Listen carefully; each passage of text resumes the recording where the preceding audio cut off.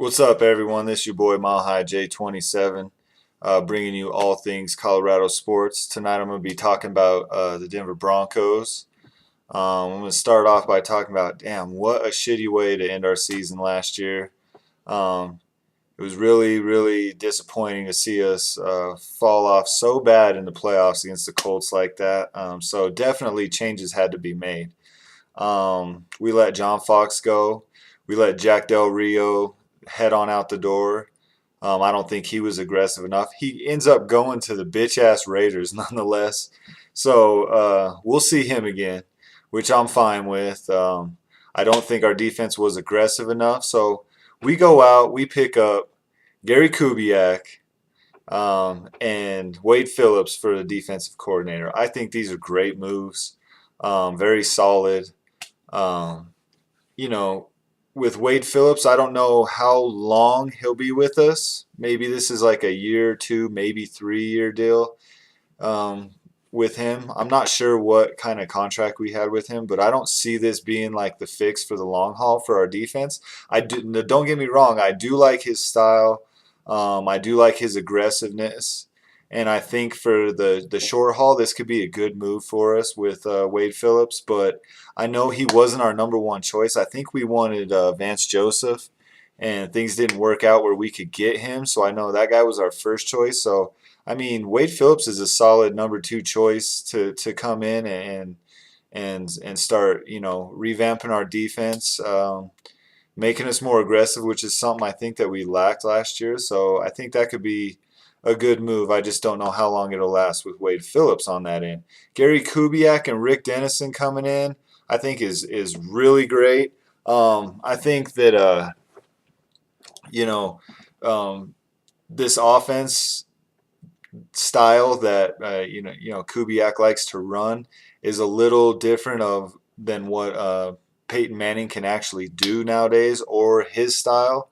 I think they're just pretty different, but I think that it could be like a hybrid where we keep the strengths of what Manning can do, find out what he can't do nowadays that Kubiak wants him to do, as in like the bootleg and such, and find like a way to make this work out between the two styles, and kind of find a way to have some powerful plays. I know we're going to be running the football a lot more, so it could be something great.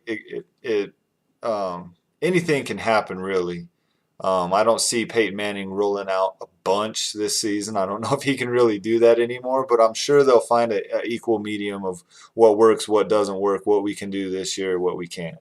I'm going to talk a little bit about some of the players that the Broncos lost, and how much of an impact I think some of these guys are. First, I'll start off with Manny Ramirez. So Manny Ramirez was let go. He was traded on draft night, opening night of the draft. He went to the Detroit Lions so that we could move up and pick up Shane Ray.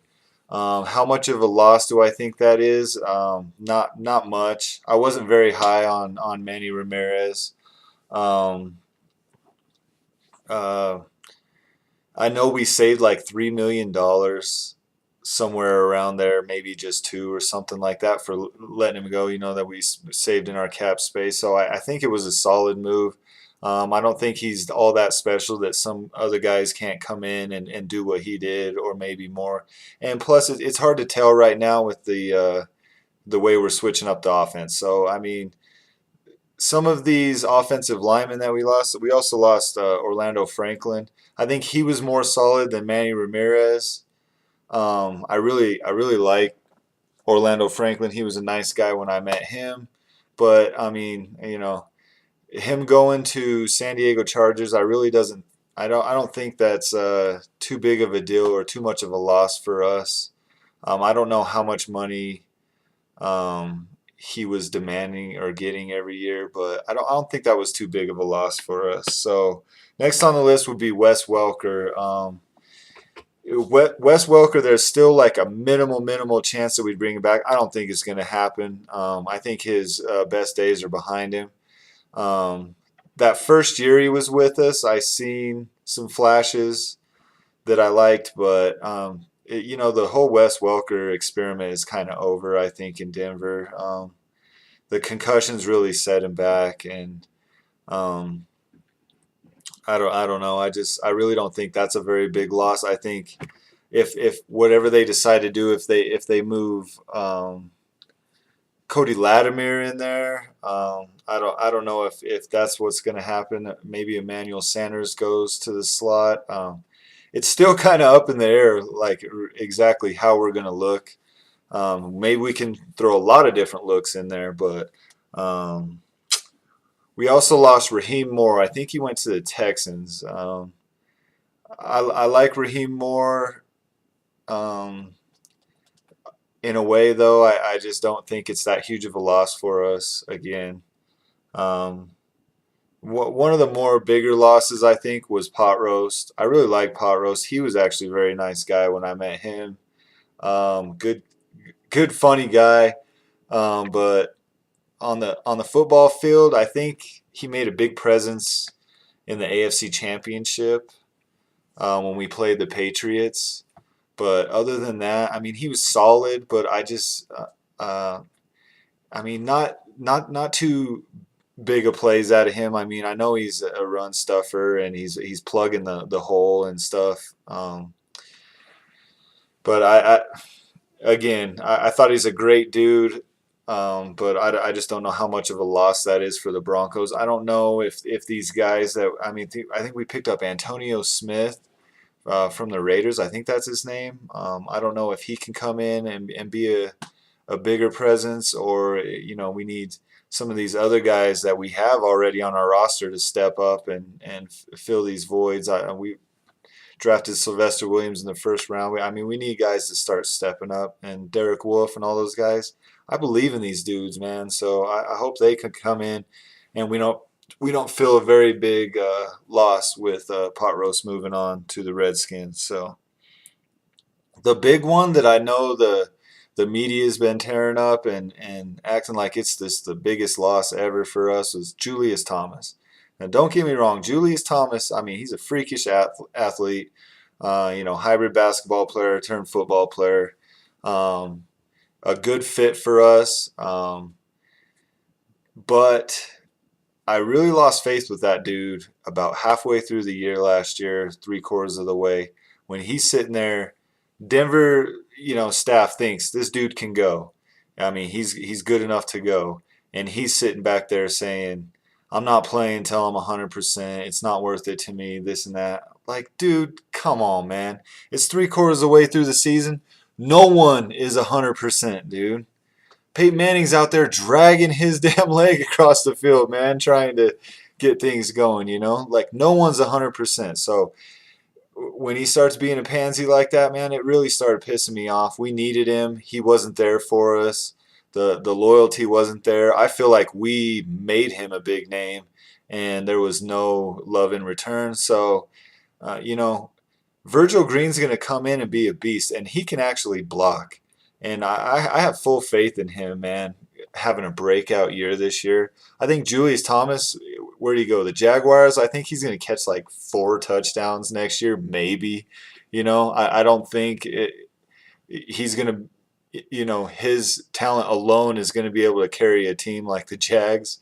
And so I don't think it's that big of a loss for us. I think he was a product of our system. And just like some other guys, you can come in and look like a stud in Denver. You can go other places and maybe not so much. I mean, we'll see, but I don't think Julius Thomas is going to be that big for the Jaguars as everybody thought. So, and I think Virgil Green, and we signed Owen Daniels to come in, play tight end. So I think that's solid for us. I mean, I like Virgil Green a lot. So players that we've acquired in the offseason, Owen Daniels and Virgil Green, which I just stated. We re-signed Virgil Green. Owen Daniels we brought in from the Ravens. I think this dude's solid. Maybe past his prime. Hope he makes the team. I think Virgil and Owen could be a good deal. Another guy, James Casey, he's kind of like a tight end fullback hybrid. I think we brought him in to be more of a fullback for us, um, which I think will be cool. I like to see what our offense looks like. It's going to be like old style Broncos offense in the 90s. I think it's some of that ground and pound, hard nosed football that, some Bronco fans that have been around for a long, long time will be happy to see again, and it should be kind of cool. So I think we brought James Casey in to be more of a fullback for us. Maybe some other guys on our roster will fit that as well. I guess we'll just have to see. The big one that we brought in is Shane Ray. We drafted him in the first round. I think this is a great move for the Broncos. Yes, he does have the little question marks about the marijuana and everything, but I really think this guy is going to be a stud. Maybe not the first year for us. I think he's got some learning to do, but sitting behind Von Miller and Demaryius Ware, I mean, come on, man. Having those guys as your mentors is going to be big time beneficial for him. So I'm excited to see what he can do. I mean, the guy is the SEC Defensive Player of the Year, and the Broncos nab him late in the first round. It's a miracle that he fell as far as he did, and I think it's a huge pickup for Denver. I don't know how much of a presence the first year it'll be, but for years to come, this guy could be a Von Miller type guy for us, which I think is a huge deal. One thing tonight that I really wanted to touch base on was Denver Broncos. We gotta re-sign DT, dude. Let's find a way to get this done. DT is like a top 3, definitely a top 5 receiver in the NFL. Let's just pay this dude. Let's do whatever it takes to keep him. Especially with Peyton. I mean, he's got 1 or 2 years left. I think 1 with Denver. I think this is the last ride with Peyton. And so we'll be bringing in either Brock Osweiler or someone else. So when you got a guy like DT as your number 1, that's so much easier for a quarterback to come in and have a guy that he can rely on like him. I think Emmanuel Sanders is going to be around for years to come, as well as Cody Latimer. So I mean, man, let's lock up DT. He's solid number 1. I don't care what it takes. Pay the guy, keep him happy. The guy was a beast even when Tim Tebow was here, man. Sorry that I brought Tim Tebow up, but I mean, he had a solid year even when Tim Tebow was the quarterback. So it's not just a Peyton Manning thing, like some people were thinking. Oh, he's just a product of Peyton too. I don't really think so. I think this guy is a beast, man. So let's do whatever it takes to keep him, man. That's pretty much it for tonight, I think. I want to give a few shout outs. I want to give a shout out to Bronco Gang. If y'all don't know what Bronco Gang is, don't get scared away from the name gang. It's actually a great thing to be a part of. Y'all need to check out Andrew Young on YouTube, Facebook. He's also known as the Mad Fanatic. This dude has so much passion for the Denver Broncos. I've met him a few times this last year. I was actually in the Barrelman video. So if you go on YouTube and search Ode to Barrelman,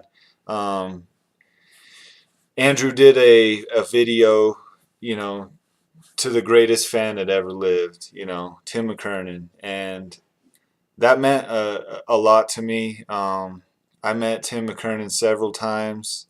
Got my picture taken with him before he passed, and he was the greatest Bronco fan ever, man. And so for, Andrew, the Mad Fanatic does a ton of videos. The dude's just great. So if you're a big Bronco fan and you don't know about Bronco Gang or you don't know about the Mad Fanatic, Google him. Dude, just check it out. I mean, this is a great thing to be a part of. So shout out to the Bronco Gang and all my peeps. Ray, all those guys. Man, you guys are the bomb, man. So um, yeah, shout out to Bronco Gang. Shout out to all my friends and family back home. I'm from a small town called Rifle, Colorado. But I now live close to the Colorado Springs. Um, I want to give a shout out to my Aunt Jeannie and my Aunt Bev. They hooked me up with Bronco tickets a few times last year, so that was the coolest thing for me. Getting to go to some games. I think I went to either 3 or 4 games last season. It was awesome, man. And so and they hooked it up fat, giving me tickets. So I want to thank them, and glad that I got reunited with them. And just want to say thanks to everyone. Check me out on YouTube. Um, um, follow my videos. Um, I'm trying to get lots of views and see how what people think of these videos that I'm doing. I'll take all kinds of feedback. When we get closer to the football season, I'm definitely going to be doing talk about fantasy football as well. I've won the last 2 years in my fantasy football league, so I feel like I have a lot of good knowledge about all these players in the NFL. Um, I'll be talking about sleeper guys to try and pick up that might be available on your waiver wire in your league. I'll talk about my roster after I do the draft and let you know who I think is going to be solid, who I think might be a little more overhyped and stuff like that. So this is going to be fun. I'm just going to do videos like this for a while. Um, See what y'all think about it. Go ahead and comment in the comments on YouTube and give me some feedback if you agree with me. Maybe if not, and we'll just go from there. I mean, leave some comments on there, some things you want me to talk about. I'm also going to talk about the Rockies and the Nuggets and stuff like that. But this is mostly for the Broncos. For me, um, I'm just a huge Broncos fan, but I love all Colorado sports. So I mean, maybe during the football season, I'll be talking about CU Buffs and other stuff like that as well. So just let me know what y'all think. Appreciate you listening and giving me your time. So I will talk to y'all soon. I'll be posting more videos. Go Broncos. See y'all later.